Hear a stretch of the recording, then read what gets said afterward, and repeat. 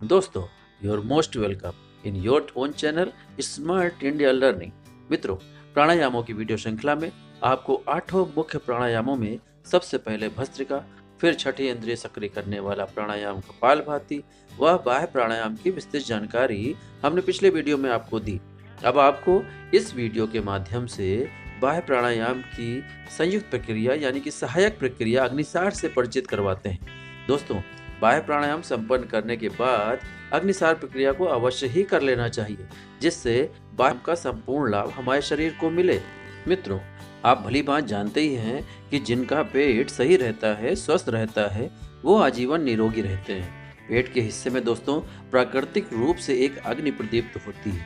हमारे आमाशय में जब जब इसकी आवश्यकता होती है, जब जब हम कुछ खाते या पीते हैं, तो हमारा आमाशय इसे पचाने के लिए अग्नि प्रज्वलित कर देता है। पर आजकल की लाइफस्टाइल में तो खाने पीने का कोई नियम ही नहीं रह गया है। अत्यधिक फ्रिज की ठंडी चीज़ें लोग यूज़ करते हैं। ठंडा पानी, कोल्ड ड्रिंक की आदत डाल रखी है लोगों ने।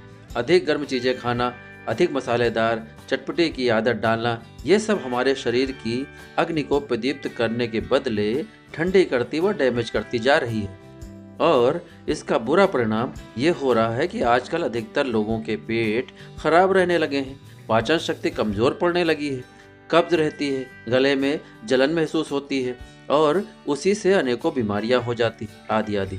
दोस्तों, यदि अभी तक आपने हमारे चैनल को सब्सक्राइब न किया हो तो कृपया सब्सक्राइब कर लें, जिससे भविष्य में आने वाले जीवन से जुड़े महत्वपूर्ण वीडियोस आपको मिलते रहें। वीडियो पसंद आए तो जनहित में कृपया इसे आगे शेयर अवश्य कर दीजिएगा।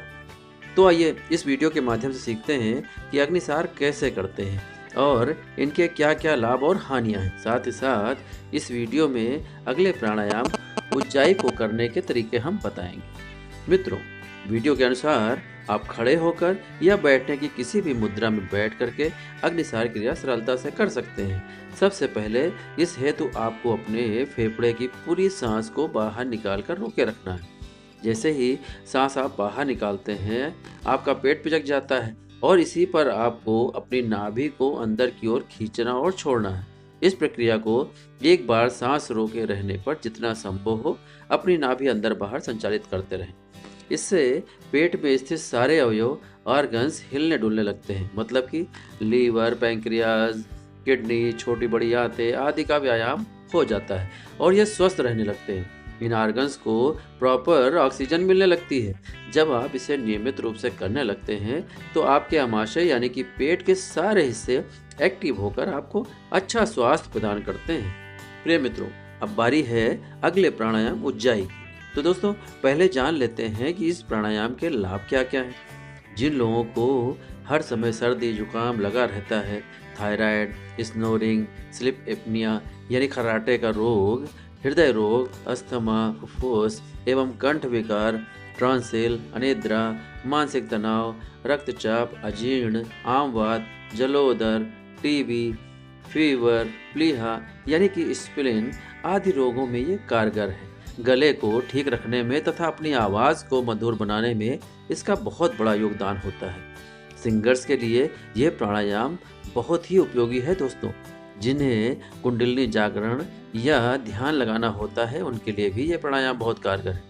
विशेष बात ये, तुतलाने, हकलाने वाले या स्पष्ट न बोल पाने वाले बच्चे यदि इसे नियमित रूप से करें तो बहुत लाभ होता है। इस प्रक्रिया को ऑपरेशन कराए हुए लोग, बीपी के मरीज या स्लिप डिस्क से पीड़ित लोगों को नहीं करना चाहिए। अग्निसार प्रक्रिया बाह्य प्राणायाम के बाद करने से आपकी पाचन क्रिया दुरुस्त रहेगी और जिसकी पाचन क्रिया सही हो गई उसे कोई भी रोग नहीं लगता, आप जानते ही हैं। योगी जनों, जैसा कि वीडियो में दिखाया जा रहा है, पहले आरामदायक आसन में बैठ जाएं, फिर शरीर के अंदर की श्वास को बाहर निकाल दें। फिर गले के माध्यम से होठों को बंद किए हुए आवाज़ अंदर की ओर खींचना है। जैसे कभी आपके गले में खुजली महसूस होती है तो आप अंदर ही अंदर खुजलाने का प्रयास करते हैं, आवाज़ करते हैं। जैसे खर्राटे की नकल करके आप लोगों को दिखाते हैं, ठीक वैसे ही आपको यह प्राणायाम करना है।